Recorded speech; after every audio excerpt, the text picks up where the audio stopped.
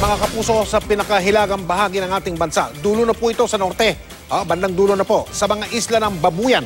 May mga batang gustong-gustong makapag-aral kahit pa salat sila sa mga gamit pang eskwela.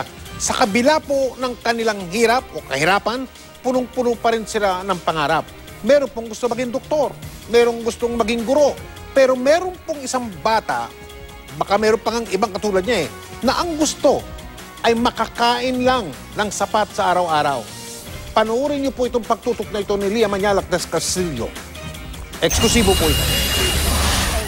Ano bang gusto mo maging paglaki mo? Si Christopher gusto maging sundalo, si Carl, doktor, si Cedric, nurse, si Melissa, madre, si Nicole, guro, si Christian, maging mangingisda, si John Robert, paglaki niya, gusto lang daw niya ay kumain. Ang larawang ito ang hindi malilimutang imahe ng volunteer na si Anne Marie Conanan nang sumama siya kamakailan sa mission trip sa Babuyan Islands. What he really wants is very simple lang. May mga kids like these people living in the islands na basic needs such as education.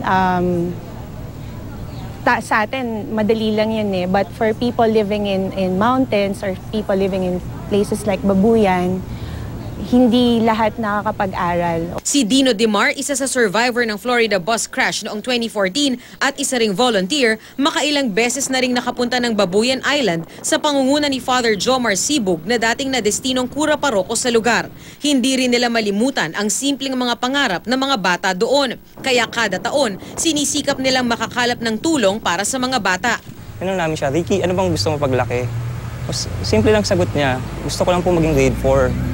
Natawa kami lahat, actually, pati mga kasama estudyante. Tapos naisip namin na tama din naman si Ricky, na gusto niya maging grade 4. Kasi wala din kasiguraduhan na kung aabot siya ng grade 4. 5 oras mula Apari, Cagayan bago marating ang isla ng Babuyan at hindi biro ang malalaking alon na kailangang daanan. Minsan ang araw lumubog ang isang bangka at nabasa ang bitbit nilang mga school supplies. Yung mga bata, kinuha nila yung box na basa, tapos pinapatuyo nila Page per page, tinutupi nila, iniikot nila. Yung mga crayolang nabasa din, nilalatag nila.